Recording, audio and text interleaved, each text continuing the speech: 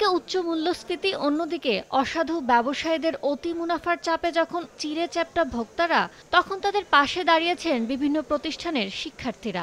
সরকারি বিভিন্ন সংস্থার পাশাপাশি দিনরাত এক করে চালাচ্ছেন বাজার তদারকি। নিত্যপণ্যের অযৌক্তিক দাম নির্ধারণকারী অসাধু ব্যবসায়ীদের রুখে দিতে সচেতনতা বাড়াচ্ছেন ক্রেতা বিক্রেতাদের মাঝে।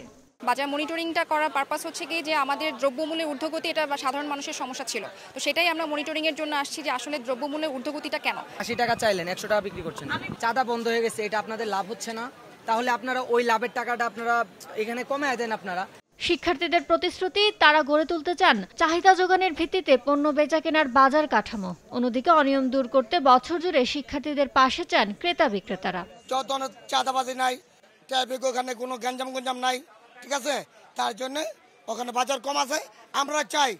আমরা চাই আরো কমুক।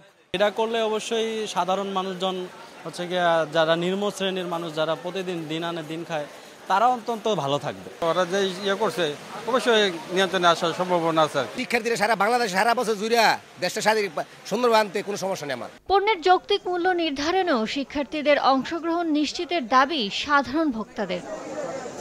ইয়ানুর শিফাত, সময় সংবাদ, ঢাকা।